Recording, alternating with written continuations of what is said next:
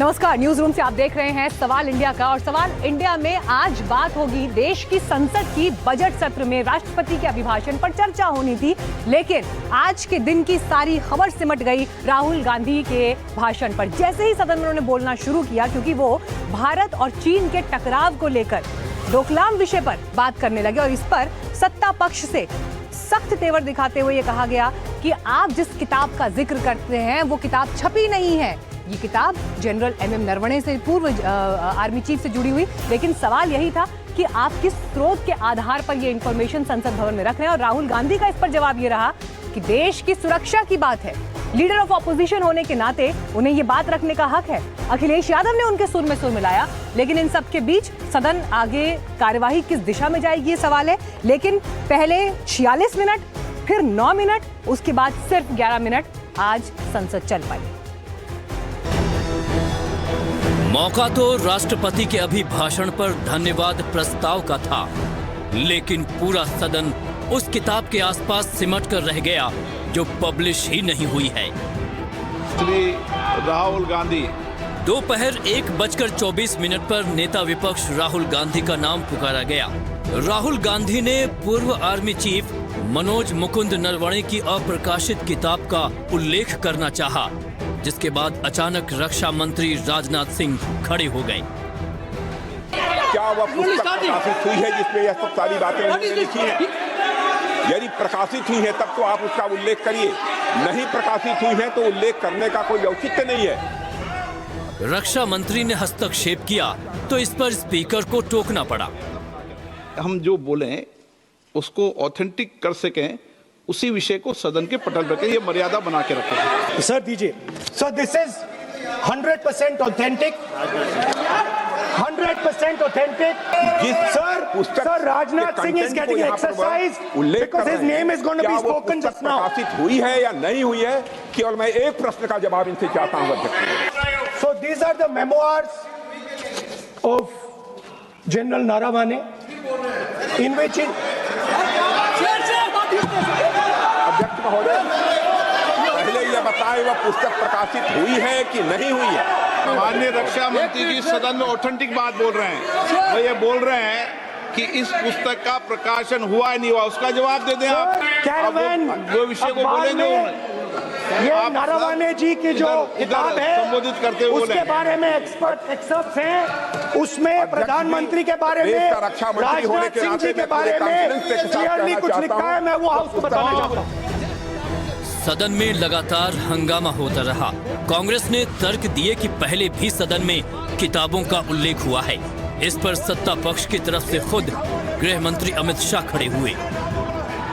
रक्षा मंत्री जी इतना ही कह रहे हैं कि नरवणे जी की पुस्तक को आप रिफर कर रहे हो तो वो प्रकाशित हुई या नहीं हुई, वो स्पष्ट करें। नरवणे की रिपोर्ट नहीं है, नरवणे का पुस्तक नहीं है, इतना स्पष्ट करे। मैगजीन तो कुछ भी लिख सकता है। स्पीकर सर, ये गारंटीड ऑथेंटिक है। इसमें नारावाने जी ने कहा है कि उनका मेमोआर है, उसे सरकार पब्लिश नहीं होने दे रही है, इसमें सब लिखा है। और मैं सिर्फ इसमें से 5 लाइन पढ़ना चाहता हूं, जिसमें नारावाने जी ने राजनाथ सिंह के बारे में और मोदी जी के बारे में बोला है।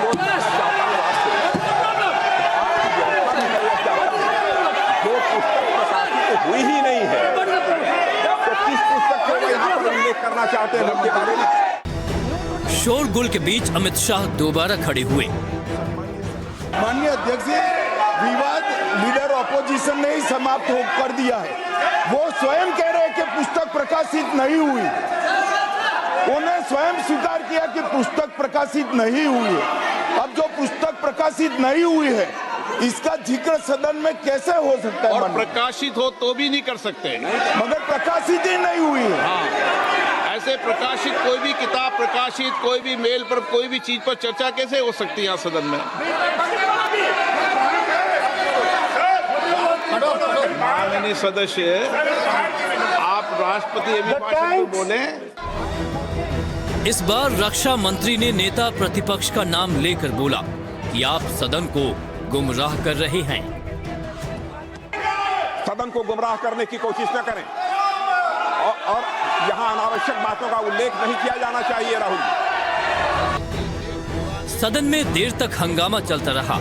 सत्ता पक्ष और विपक्ष अपनी अपनी बात पर अड़ा रहा।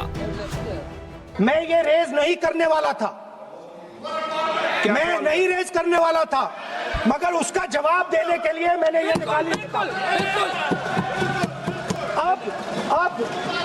अब ये 100% ऑथेंटिकेटेड है। ये नारावाने जी का मेमोयर है।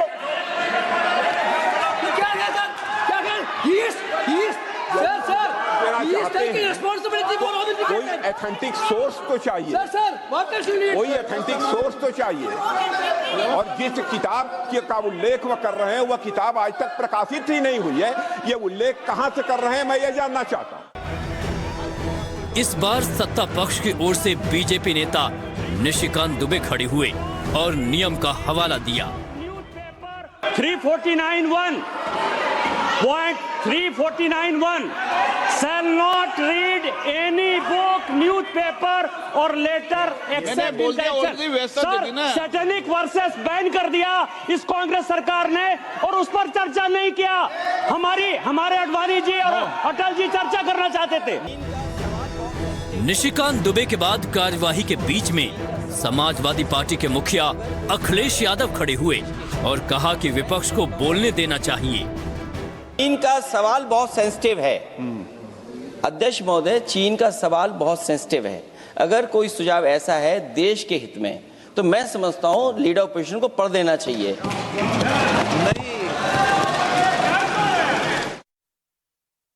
तो 2024 में एक किताब आनी थी 4 स्टार्स ऑफ डेस्टिनी, जो NM नरवणे साहब की ऑटोबायोग्राफी की शक्ल में आप समझ लीजिए, लेकिन किताब को छपने की इजाजत नहीं मिलती। अब इन सबके बीच देखिए, लेकिन राहुल गांधी आज जो सवाल उठा रहे थे, उन्होंने कहा किताब नहीं छपी, लेकिन एक मैगजीन में इस किताब को लेकर जो आर्टिकल छिपा है, वो जो आर्टिकल छपा उसमें किताब से जुड़ी हुई जो बातें हैं वो मेंशन है और उसी का वो जिक्र कर रहे थे। लेकिन सरकार की तरफ से ये साफ कह दिया गया कि जो किताब छपी नहीं है उसके बारे में बात करना संसद के नियमों के खिलाफ है। खुद स्पीकर ओम बिरला ने इस बात का जिक्र किया, रूल को कोट करते हुए, नियम को कोट करते हुए, कि इस नियम के आधार पर आप संसद की कार्यवाही से जुड़ा हुआ कोई भी ऐसा वक्तव्य सदन में नहीं दे सकते। और इसी बात को लेकर आज सत्ता पक्ष और विपक्ष के बीच आपको ये टकराव दिखाई दिया। राहुल गांधी डोकलाम के जिस विषय का जिक्र कर रहे हैं, उन्होंने उसको देश की राष्ट्रीय सुरक्षा से जुड़ा हुआ बताया। राहुल गांधी इससे पहले के वक्तव्यों में भी ये कहते रहे हैं कि चीन की सेना भारत की जमीन पर मौजूद थी और ये सरकार की विफलता है। और सरकार का इस पर स्टैंड हमेशा ये रहा है कि भारत की 1 इंच भूमि पर भी कोई विदेशी सेना नहीं आई और इसीलिए सरकार उसे सेना का अपमान और सेना पर प्रश्न चिन्ह लगाना विपक्ष की एक स्ट्रैटेजी के रूप में बताती रही है। इन सब के बीच आज राहुल गांधी पर भी चर्चा हो जानी चाहिए, संसदीय कार्य मंत्री ने कह दिया और यह कहा कि उन्हें नियमों की जानकारी नहीं है और विपक्ष के नेता के रूप में वो अपने पद का गलत इस्तेमाल कर रहे हैं।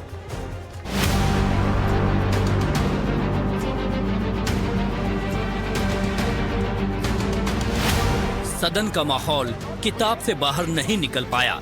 स्पीकर को बार बार टोकना पड़ा और राहुल गांधी अड़े रहे। ये कहते हैं कि आतंकवाद से लड़ते हैं, ये कहते हैं कि ये टेररिज्म से लड़ते हैं और ये एक कोर्ट से डरते हैं।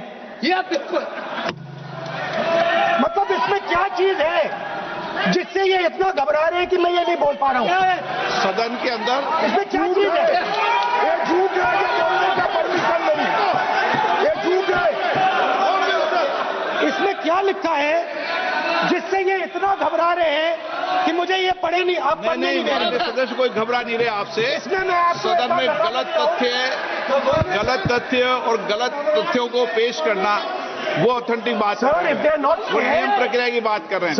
यदि जिस पुस्तक की वह चर्चा कर रहे हैं उस पुस्तक में यदि कहीं पर है, यदि वह पुस्तक, तो मैं नहीं जानता पुस्तक है कि नहीं है, यदि है, यदि तथ्य सही होते तो निश्चित रूप से वह प्रकाशित होती और यदि किसी ने प्रकाशन पर यदि रोक लगा दी, ऐसा लगता था कि यदि एक रोक गलत लगाई गई है तो मिस्टर नरवणे कोर्ट के भी आदेश वह प्राप्त कर सकते थे। राहुल गांधी बार बार किताब का जिक्र करते रहे। सरकार की ओर से रक्षा मंत्री खुद उन्हें रोकते रहे। चाइना के टैंक सर कैलाश रिज पर आ रही थी। बार बार अपनी बात पे ये नहीं चलेगा। अध्यक्ष महोदय, इस तरीके से मैं लीडर अपोजिशन से कहूंगा कि सदन को गुमराह करने की कोशिश न करें। कृपया उनके ऊपर आप पूरी तरह से रोक लगाएं। अध्यक्ष महोदय, मैं आपसे यह अनुरोध करना चाहता हूं। आप मुझे बता दीजिए क्या कहना है मुझे। अच्छा, तो एक मिनट बैठे आप। मैं आपका सलाहकार नहीं हूं, लेकिन एज ए स्पीकर के नाते मेरा यह दायित्व बनता है कि सदन नियम प्रक्रियाओं से चले। संसदीय कार्य मंत्री किरण रिजिजू दोबारा खड़े हुए, बोले चर्चा नेता विपक्ष की भूमिका पर भी होनी चाहिए। मेरा एक सवाल है सर, आपके माध्यम से भी इस सदन को भी, ये सदन नियम से चलता है। जब लीडर ऑफ अपोजिशन खुद नियम नहीं मानेंगे, रूलिंग को नहीं मानेंगे, ऐसा मेंबर के साथ हम क्या करना चाहिए, इसमें भी चर्चा होना चाहिए। 349, 358 और अब 389 अध्यक्ष के रूलिंग को न मानने का नियम भी इसका भंग करे माननीय विपक्ष के नेता। राहुल गांधी करीब 46 मिनट तक किताब का जिक्र करते हुए अपनी बात रखने की कोशिश करते रहे, लेकिन लोकसभा की कार्यवाही 3 बजे तक के लिए स्थगित कर दी गई। दोपहर 3 बजे लोकसभा की कार्यवाही शुरू हुई तो दोबारा हंगामा हुआ। इस बार सदन शाम 4 बजे तक के लिए स्थगित हुआ। 4 बजे सदन दोबारा बैठा, फिर हंगामा हुआ और आखिर में अगले दिन के लिए स्थगित करना पड़ा। अब देखना होगा कि कल के दिन सदन की कार्यवाही किस दिशा में आगे बढ़ती है। लेकिन इस बीच राजनीतिक बयान भी आए। हालांकि अखिलेश यादव ने तो सदन के भीतर ही कहा कि लीडर ऑफ ऑपोजिशन जो कहना चाह रहे हैं, अपनी बात रखना चाह रहे हैं, ये एक बेहद संवेदनशील विषय है तो उन्हें बोलने दिया जाए। लेकिन इसके बाद भी प्रतिक्रियाओं का दौर लगातार जारी रहा। मैं ये कह रहा हूं कि नरवणे जी ने प्रधानमंत्री जी के बारे में, राजनाथ सिंह जी के बारे में अपनी किताब में साफ लिखा है। वो एक आर्टिकल में आया है, मैं आर्टिकल को कोट कर रहा हूं, मुझे बोलने नहीं दे रहे हैं। मैं नहीं बोल रहा हूं, नारावाने जी ने ये किताब लिखी है।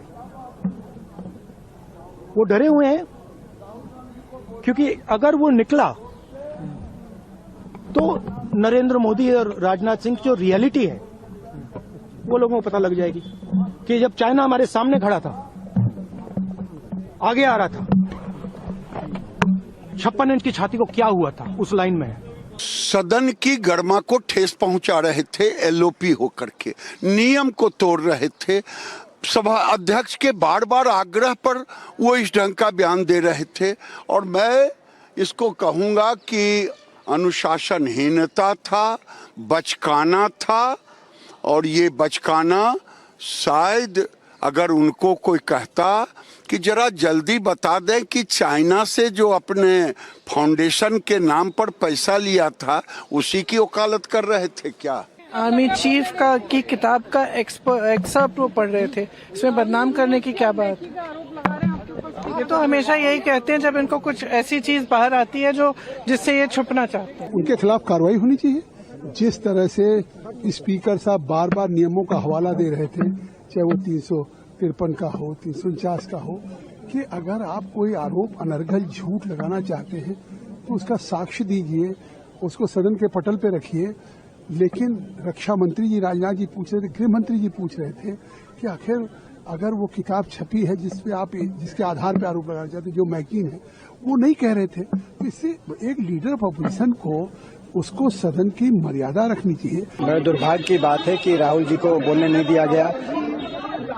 जो सदन के नियम है, नियमों के अनुसार जो भी सदन में बिजनेस चल रहा होता है, जिस विषय पे बहस होती है, उसको लेकर कुछ भी कोई सदस्य अपनी बात रख सकता है, कोट भी कर सकता है बुक और मैगजीन को।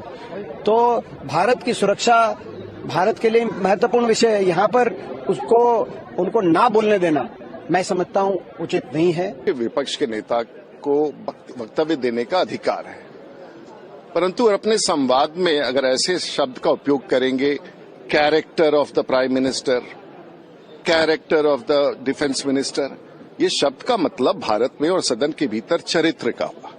और देश के भीतर विपक्ष का नेता चरित्र की चर्चा करे जिसका संवाद किसी तरह से राष्ट्रपति के अभिभाषण में नहीं है, तो ये तो बड़ा चिंता का विषय है। और जो स्पीकर साहब ने नियमन दिया बिल्कुल सही था। अब देखिए, जिनके अनुभवों पर ये सारी बात हो रही है, पूर्व सेना अध्यक्ष MM नरवणे साहब, वो क्या कहेंगे या उनका क्या रुख होगा, इसमें जानने में दिलचस्पी होगी। लेकिन एक पुराना इंटरव्यू है उनका जो उन्होंने एक एजेंसी को दिया और इस विषय पर उन्होंने बात की। उस दौरान क्या कहा था, आपको सुनवाते हैं। We have been always patrolling up to PP15, but they were trying to stop us from going to a traditional patrolling point. And that was totally unacceptable to us. And to stop us from coming, they had established a small outpost, you can say, just 2 tents. And we objected very vehemently to that. But this was in May 2020? It was ongoing. Ongoing, okay. It was going on, so... We objected vehemently to that, but they were adamant that they would not go back. And therefore we had to be more assertive, and that is when they also came with additional strength, and the entire clash happened in that area of short of, means on our side of PP15, but as a result we were able to make sure that they go back. Only the leaders come up along with one buddy and negotiate at that point, and then they go back. You're not supposed to come close together. The strength of the patrols have been laid down. So that obviously if both sides are of equal strength, the chances of a clash are less. At some point we had also to counter them. If they were violating, then obviously we had to take countermeasures. और आगे बढ़ते हैं आगे, इस वक्त एक और बड़ी खबर हमारे पास आ रही है पश्चिम बंगाल की मुख्यमंत्री ममता बनर्जी से। उन्होंने चुनाव आयोग पर बड़े आरोप लगाए हैं और सीधे सीधे उन्होंने ये कह दिया कि चुनाव आयोग बीजेपी के IT सेल की तरह काम करता है। हालांकि उन्होंने चुनाव आयोग से मुलाकात भी की और जो प्रतिनिधिमंडल उनके साथ गया उसमें वो परिवार भी शामिल थे जिनके नाम SIR में काटे गए हैं, जो SIR प्रभावित है। तो SIR का ही ये विषय था जिसे लेकर शिकायत करने ममता बनर्जी चुनाव आयोग के पास पहुंची और ये उन्होंने कहा कि कई नाम गलत तरीके से काटे गए हैं। अगर आपको SIR करना है तो आप 4 इलेक्शन बाउंड स्टेट को छोड़ देता, बाद में ऐसा प्लानिंग करके करता, लेकिन आपने वो नहीं किया। आपने असम में बीजेपी का गवर्नमेंट है, आप असम में नहीं किया SIR, आप नॉर्थ ईस्टर्न में नहीं किया SIR, आप बंगाल को किया, तमिलनाडु की किया, केरला का किया, और बीजेपी स्टेट जो है उधर में तो आपका टाइम मिलेगा, आप सबको नाम उठा देंगे। और हमारा इधर में क्या किया, 58 लाख को पहले निकाल दिया उत्तराखंड ने AI का अंदर से डिफेंड करने नहीं दिया। इसमें ज्यादा मिसमैच है, मिसमैपिंग है। और इस वक्त हमारे साथ और जानकारी के साथ जैनेंद्र जुड़ गए हैं। जैनेंद्र, ममता बनर्जी दिल्ली तक उन्होंने मार्च कर दिया कोलकाता से और प्रतिनिधि मंडल के साथ उन्होंने मुलाकात भी की है। अब शिकायत उन्होंने दर्ज कराई है और शिकायत देखिए यहाँ पर बड़ी बात ये है कि वो ये कह रही हैं कि चुनाव आयोग बीजेपी के IT सेल की तरह काम कर रहा है। क्या उनकी शिकायत में कहा गया, पॉइंट 1, और इस पर चुनाव आयोग का क्या अभी तक कोई जवाब, कोई ऑफिशियल स्टेटमेंट आया? नहीं, देखिए, चुनाव आयोग की प्रतिक्रिया का इंतजार है, लेकिन इसके 2 पहलू हैं। एक तो तकनीकी पहलू है SIR का, जिसमें कई पेचीदगियां हैं और उसके कारण तमाम तरह की शिकायतें और विसंगतियां हैं, जिसका अपनी तरफ से चुनाव आयोग जो है समय समय पर जवाब देने की कोशिश करता रहता है। और इसका एक सियासी पहलू है। ममता बनर्जी, अभिषेक बनर्जी, कल्याण बनर्जी के साथ 12 अन्य लोगों के साथ चुनाव आयोग से मिलने गई थी, जिनमें वो लोग थे जिनका नाम इस SIR की प्रक्रिया में कट गया है, उन्हें मृत घोषित कर दिया गया। और इसके अलावा वो लोग थे जिनके परिजन जो है, जो BLO थे और SIR की प्रक्रिया के दौरान उनका निधन हो गया। एक किस्म से ये जो मुलाकात थी, एक किस्म से विरोध प्रदर्शन था ममता बनर्जी का चुनाव आयोग के सामने। ममता बनर्जी खुद और बाकी सब लोगों ने काले शॉल ओढ़े हुए थे। तकरीबन 1.5 घंटे की मुलाकात के बाद ममता बनर्जी जब बाहर आई, उन्होंने आरोप लगाया कि उनके सवालों का जवाब नहीं दिया गया। उन्होंने चुनाव आयोग पर बीजेपी के इशारे पर काम करने का आरोप तो लगाया ही, साथ में ये भी कहा कि उनका अपमान किया गया, अंदर उनके सवालों का जवाब नहीं दिया गया। इनफैक्ट आज जो तस्वीरें निकल कर आई उनके प्रोटेस्ट की, उसमें सबसे बड़ा हाईलाइट ये था कि जो काले कपड़े पहनकर उन्होंने और जो लोग, जो प्रतिनिधि मंडल उनके साथ गया था, उन्होंने विरोध प्रदर्शन किया। इस पर एक रिपोर्ट हमने तैयार की, अपने दर्शकों को दिखाते हैं। पश्चिम बंगाल में SIR यानी स्पेशल इंटेंसिव रिवीजन पर किस कदर सियासत गर्म है, इसका अंदाजा इस बात से लगाया जा सकता है कि इसको लेकर खुद ममता बनर्जी दिल्ली दौरे पर आई। ममता बनर्जी समेत 15 सदस्यीय टीम ने मुख्य चुनाव आयुक्त से मुलाकात की और अपनी आपत्ति दर्ज कराई। मुख्य चुनाव आयुक्त से मुलाकात से पहले ममता ने पत्रकारों से बात करते हुए एसआईआर प्रक्रिया को लेकर कड़ी आपत्ति जताई। ममता ने कहा कि जो लोग जिंदा हैं, एसआईआर में उन्हें मृत घोषित कर दिया गया। आम जनता को परेशान किया जा रहा है। मैं सबको लेकर यहाँ नहीं आ सकती, लेकिन बहुत सारे लोगों को यहाँ लेकर आई हूँ जिन्हें एसआईआर में मृत घोषित कर दिया गया है। और घर में जाके ढूंढ रहा है, कोई आया कोई नहीं आया। क्यों नहीं आएगा? अगर जिसको आदमी को डेथ हो गया है वो नहीं आ सकता है, मीडिया को नहीं बता सकता है। वो लोगों का हक है आने का। वो क्या इंडियन का नागरिक नहीं है? जो लोग जिंदा है उसको मृत्यु बना दिया, डेथ बना दिया।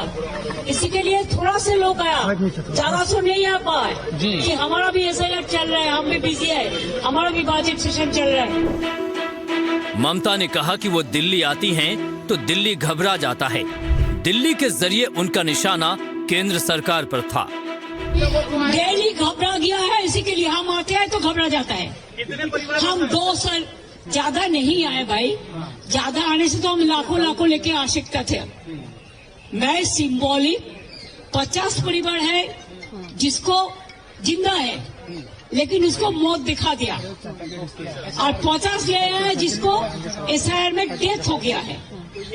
चुनाव आयोग में भी लेके जाएंगे आप इनको? चुनाव आयोग में तो सब नहीं जाएगा, कल प्रेस को मीट करेगा। मीडिया है, मीडिया का साथ वो लोग मीट करेंगे, उसको दिखाने के लिए हम ले आए। ममता के दिल्ली दौरे पर बीजेपी ने तंज कसा है। बीजेपी विधायक अग्निमित्रा पॉल ने कहा कि ये ममता का आखिरी टर्म है, तो वहीं बीजेपी सांसद जगन्नाथ सरकार ने कहा कि ममता के सारे आरोप निराधार हैं। ये ममता बनर्जी हमारे मुख्यमंत्री का अंतिम दौर है। पश्चिम बंगाल के जनता को जिस तरह से दौड़ाए हैं ना, ये माननीय मुख्यमंत्री जी आपका अंतिम दौर है। अब दौड़ लीजिए जितना दौड़ाना होगा। इसके बाद 26 का विधानसभा वोट के बाद आपको और दौड़ाना नहीं होगा। देखिए, ममता बनर्जी क्या बोल रहा है उसमें कोई असर नहीं पड़ेगा। जनता उनका जान गया, जो ममता क्षमता के लिए सब कुछ कर सकती। तो ममता अभी जो माहौल बना दिया बंगाल में, मैं बोलूँ उनका प्रशासन में ध्यान देना चाहिए। वो जो चल रहा है बंगाल में, जंगल राज चल रहा है। बहरहाल एसआईआर में जो नाम कटे हैं उसे लेकर जोरदार सियासत हो रही है। इसको लेकर ममता ने कोलकाता से लेकर दिल्ली तक का मार्च कर दिया है।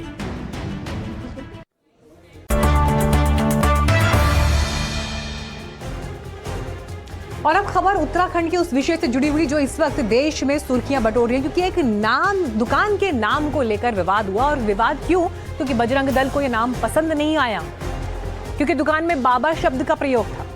और उसे लेकर वहां पर जो स्थिति बिगड़ी, उसमें कैसे मोहम्मद दीपक की एंट्री हुई और क्यों आज ये देश में चर्चा का विषय है, क्यों ये सवाल इंडिया का है। रिपोर्ट। आपका नाम क्या भैया? अपना नाम? मेरा नाम मोहम्मद दीपक है भाई। मोहम्मद दीपक है आपका नाम? ठीक है, ओके। और आप मैं कोटद्वार तुझे नाम से क्या लेना मेरा? नाम की जो लड़ाई कोटद्वार से शुरू हुई, उसकी चर्चा अब सोशल मीडिया के जरिए पूरे देश में है। इसी मामले को लेकर देहरादून से बड़ी संख्या में बजरंग दल और विश्व हिंदू परिषद के कार्यकर्ता कोटद्वार पहुंचे और प्रदर्शन किया।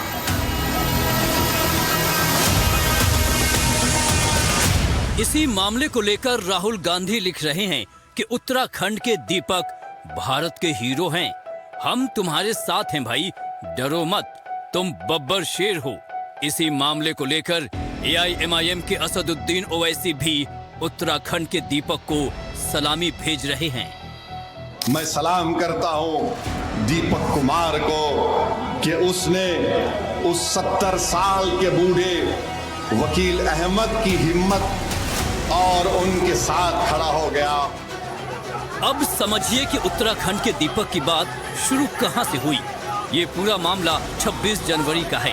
कोटद्वार के पटेल मार्ग पर मौजूद इस दुकान को देखिए।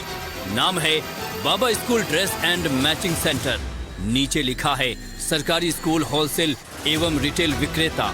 दुकान के मालिक का नाम है शोएब अहमद। 26 जनवरी के दिन कपड़े की इसी दुकान पर बजरंग दल के कुछ कार्यकर्ता पहुंचे और दुकान के नाम पर आपत्ति जताने लगे। ये बाबा नाम हटाओ आप, या तो बाबा बन जाओ। नहीं, नाम से तो फर्क है। अरे ऊपर नाम भी लिखा हुआ है ना, शोएब अहमद। बाबा का तो यहाँ के पूर्वार में सिद्धू बाबा ही है। आप बात नहीं समझ।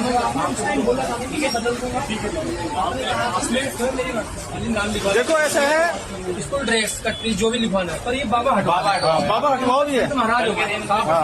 हमारे सिद्ध बाबा हैं, हमें उससे मतलब नहीं है। आप इसे चेंज करवाइए बाबा शब्द को। ये बोर्ड हटा नहीं तो देखो, ये नहीं बोला था तब। हम जब दूसरी जगह दुकान चेंज करेंगे, जब हम ये नाम हटा देंगे, बोला था आपने, है ना? चलो चलो करवाते हैं। कहा जा रहा है कि 2 महीने पहले बजरंग दल के लोगों ने इस दुकान के मालिक से कहा था कि आप नाम बदल लें, क्योंकि ये कोट द्वार के प्रसिद्ध हनुमान मंदिर सिद्ध बली बाबा के नाम पर है। और तब दुकान के मालिक शोएब अहमद ने कहा था कि जब दुकान नई जगह पर जाएगी तब नाम बदल देंगे। इसी बात पर दोनों पक्षों में बहस हो रही थी। तभी एंट्री होती है दीपक की, जो कि पेशे से जिम ट्रेनर है। ये बाबा सुपर शूज वगैरह क्या है? वो सब हिंदू की दुकान है। मुसलमान क्या हो गया? मुसलमान नहीं भैया, बात सुनो ना। बाबा क्या पहचान से कीजिए। क्या पहचान से? अपने पहचान से कीजिए आप। ये तुम्हारी पहचान है क्या? बाबा हमारी पहचान है। हमारे धर्म की पहचान है। क्या पहचान है?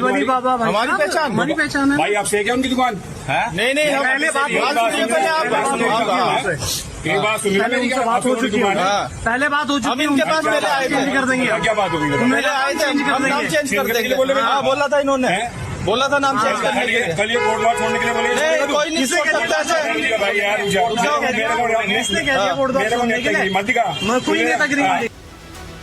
जाहिर है दीपक दुकान के मालिक के पक्ष में बोल रहे हैं।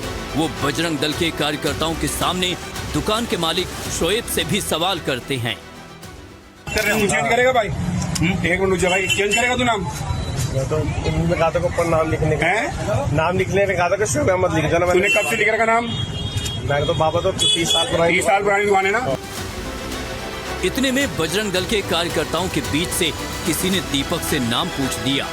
आपका नाम क्या है भैया? अपना नाम? मेरा नाम मोहम्मद दीपक है भाई। मोहम्मद दीपक है आपका नाम? ठीक है, ओके। कोट द्वार के आप? नाम है कोट द्वार में, तुझे नाम से क्या लेना मेरा? बात यहीं से और ज्यादा बढ़ जाती है। बजरंग दल और वीएचपी के कार्यकर्ता कोट द्वार में प्रदर्शन करते हैं। सड़क को जाम कर दिया जाता है। जिम ट्रेनर दीपक के खिलाफ प्रदर्शन होता है। पुलिस ने रविवार को सांप्रदायिक सौहार्द को ध्यान में रखते हुए 3 मामले दर्ज किए। पुलिस ने बताया कि इस दौरान धार्मिक भावनाओं को ठेस पहुंचाने वाले शब्दों का प्रयोग करके माहौल खराब करने का प्रयास किया गया। असदुद्दीन ओवैसी ने दीपक की तारीफ करते हुए कहा कि देश को एक नहीं ऐसे कई दीपकों की जरूरत है। और इस बीच क्योंकि राज्य में बीजेपी की सरकार है, कैसे विरोधियों ने फिर बीजेपी सरकार पर तीखे हमले किए और सीधे सवाल पूछा कि बजरंग दल के कार्यकर्ताओं की इस तरह की घटना को अंजाम देने की हिम्मत कैसे हुई। मुझे पूरा यकीन है कि आज भी इस देश में और इस देश की माओं ने सिर्फ एक ऐसे दीपक कुमार को नहीं पैदा किया होगा।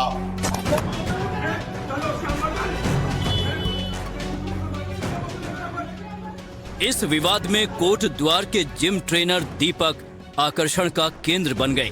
बात इतनी दूर तक गई कि राहुल गांधी से लेकर असदुद्दीन ओवैसी तक का बयान आ गया। राहुल गांधी बोले दीपक भारत के हीरो हैं। ओवैसी बोले मुझे उम्मीद है देश में और भी दीपक होंगे। ओवैसी ने एक सभा में कोट द्वार की कहानी विस्तार से सुनाई और उसमें खास तौर पर दीपक का जिक्र किया। उत्तराखंड के कोटवार में वकील अहमद की दुकान पर बजरंग दल के लोग चले गए और जाकर उनको गाली गलौज और डरा रहे थे, धमका रहे थे कि तुम कैसे बाबा ड्रेस शॉप का नाम लिखते हो, तुम बाबा निकालो। तो उतने में एक हमारा हिंदू भाई जिसका नाम दीपक कुमार है, जिम चलाता है, वो आवाजें सुनकर आया और उसने कहा कि तुम होते कौन हो कि तुम वकील अहमद से कहो जो दुकान 30 साल से कोटवार में है, नाम बदल दो। उसने बजरंग दल के उन तमाम लोगों के सामने, जालिमों के सामने खड़े होकर उनसे बातचीत की, उनको भगाया वहां से।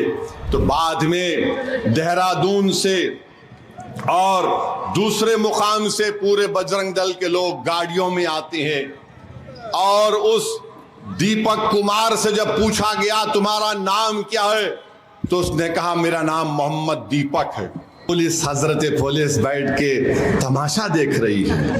उत्तराखंड में बीजेपी की सरकार है और फिर वो लोग नेशनल हाईवे को रोक देते हैं घंटे के लिए। उत्तराखंड की पुलिस उनको ऐसा देख रही है कि जैसा उनके दीवान खाने में बैठकर करी पफ खा रहे हैं।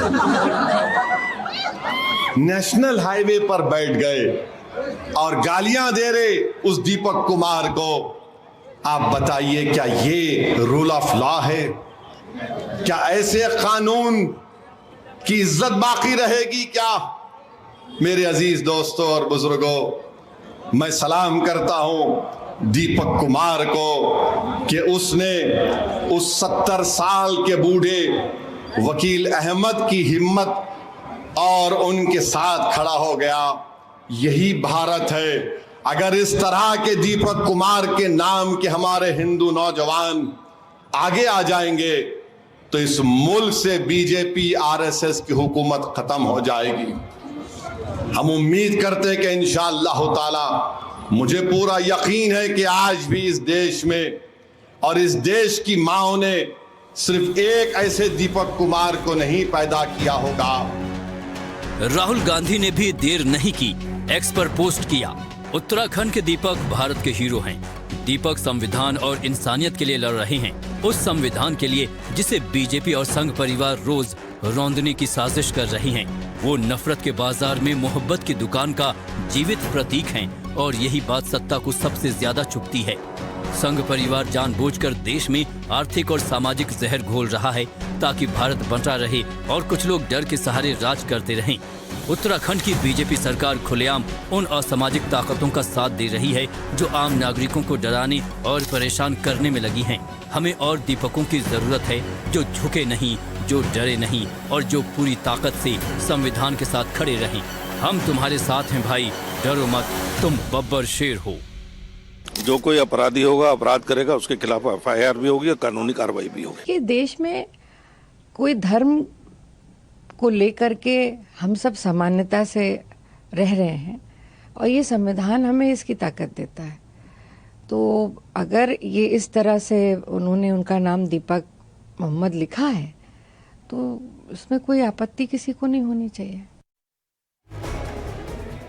और बड़ी इस वक्त महाराष्ट्र से, जहां डिप्टी सीएम अजीत पवार के प्लेन क्रैश से जुड़ी हुई ये खबर है। अजीत पवार के ड्राइवर ने किया है बड़ा खुलासा। पहले गाड़ी से बारामती जाने का प्लान था, लेकिन गाड़ी में बैग तक रख दिए गए थे, लेकिन आखिरी वक्त में ये प्लान बदला गया।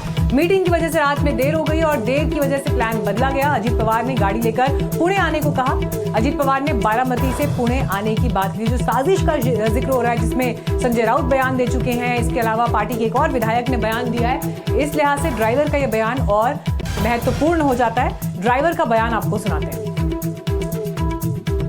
रात्रीपर्यंत मीटिंग चालू होतं। मीटिंग संपल्यानंतर ते आम्हा असं ठरलं की बाय रोड पुण्याला जायचं आणि पुण्यात मग करून दुसऱ्या सकाळी ह्याला जायचं, बारामतीला जायचं। बारामती सकाळी 10 वाजता निरा वागजला दादांची सभा होती। अशा 2-4 सभा ठरल्या होत्या। कशामुळे उशीर झाला? काय झालं? उशीर काही झालेला नाही। दादांनी ठरवलंच की आता म्हणजे आम्ही बऱ्यापैकी 99% आम्ही बाय रोड जायचं होतं। आमचा शंकर मुलगा आधी बॅगा तयारी ठेवल्या होत्या की आपण बाबा बाय रोड जाऊया, पण ते काही उशीर झाला आणि हे ते दुसरे सगळे विमानाने निघाले, त्याच्यामुळे दुःखद घटना घडली। पण गाड्या नाही पाहिजे होती।